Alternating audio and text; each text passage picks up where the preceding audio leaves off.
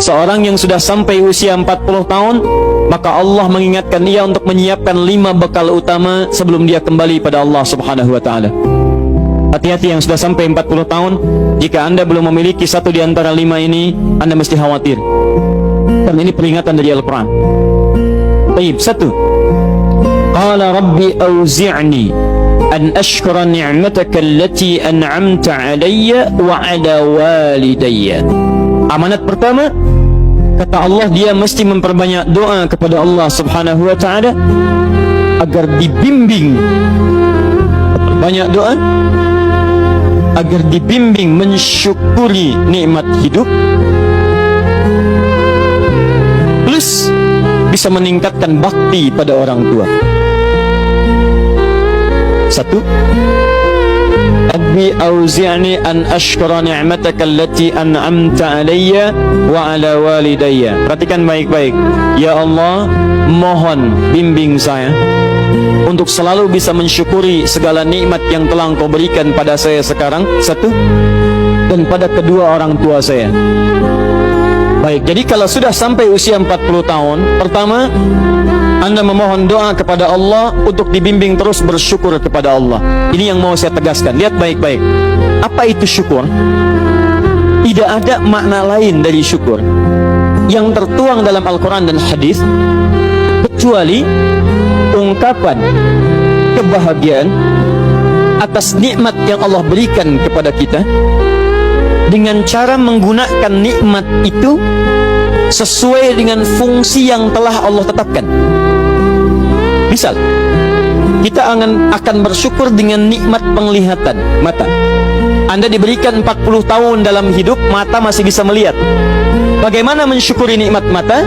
Kalau Anda ingin syukuri nikmat mata, maka yang paling singkat, gunakan nikmat mata ini sesuai dengan peruntukan yang telah Allah tetapkan. Fungsi yang telah Allah tetapkan. Apa fungsi mata? Masih ingat? Melihat yang baik-baik. Quran surah ke-24 ayat 30 untuk laki-laki, ayat 31 untuk perempuan.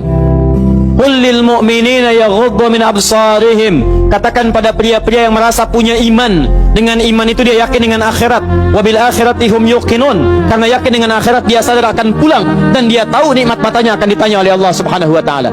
Katakan pada pria-pria yang yakin bahwa matanya akan ditanya oleh Allah. Quran surah ke-17 ayat 36. Innas sam'a wal basara wal fuada kullu ulaika kana anhu mas'ula. Setiap pendengaran Anda, penglihatan Anda, plus apa yang Anda fikirkan, satu saat akan ditanya, dipertanggungjawabkan di hadapan Allah Subhanahu wa taala. Karena itu kata Allah, katakan pada orang-orang yang yakin dengan itu semua, ghuddu min absarihim, matanya hanya boleh melihat yang baik-baik saja.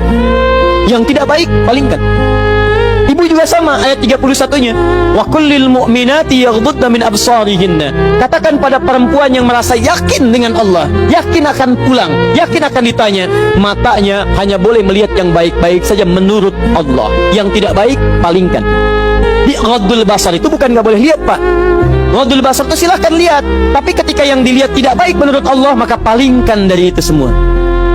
Ini tidak tepat, teman-teman sekalian. Anda hanya mengucapkan alhamdulillah ya, sampai sekarang penglihatan masih baik. Belum cukup. Baik itu dipakai lihat apa? Penglihatannya baik, tapi masalahnya yang dilihat baik tidak. Itu poinnya. Maaf, ada anak usia 4 tahun, Bu, Pak, tidak bisa melihat.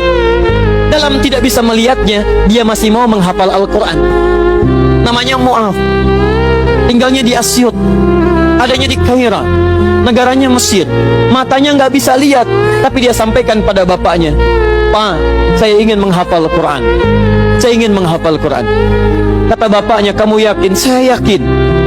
Baik, keluarga sederhana, punya cuman motor yang sangat luar biasa tidak bagusnya. Dimodifikasi dashboardnya, menempuh jarak kisaran 20 km. Datang pada syekhnya, bapaknya kemudian membonceng, muadnya di belakang. Teman-teman sekalian, setiap berangkat datang pada syekh, dapat hafalan baru, bapaknya tulis ayatnya, disimpan di dashboardnya. Di jalan lihat ke sini, lihat ke jalan, lihat ke sini, lihat ke jalan. Muaz bacakan ayatnya, bapaknya mendengarnya. Secara singkat, tiba-tiba setelah itu fasenya berakhir, jadilah anak ini hafal Quran.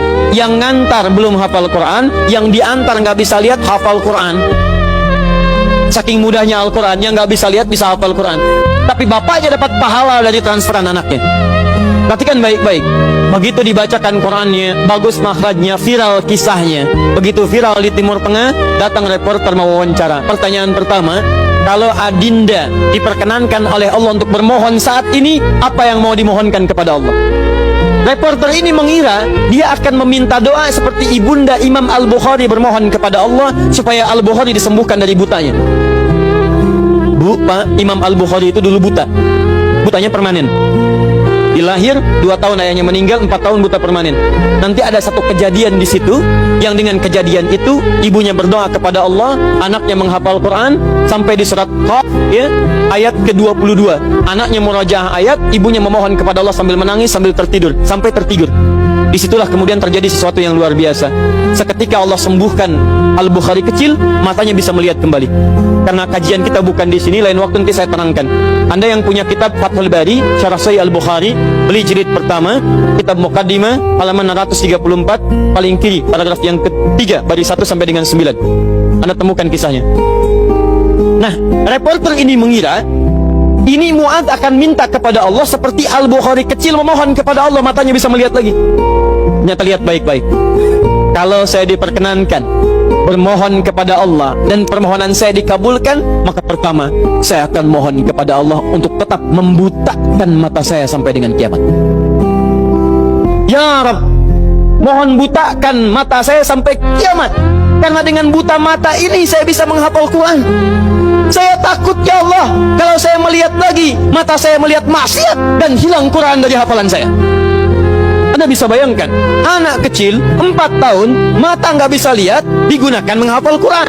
Dan dia takut kalau melihat matanya dipakai maksiat.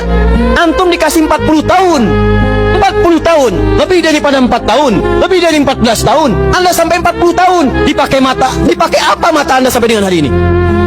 Berapa maksiat yang telah Anda kumpulkan dari mata Anda itu?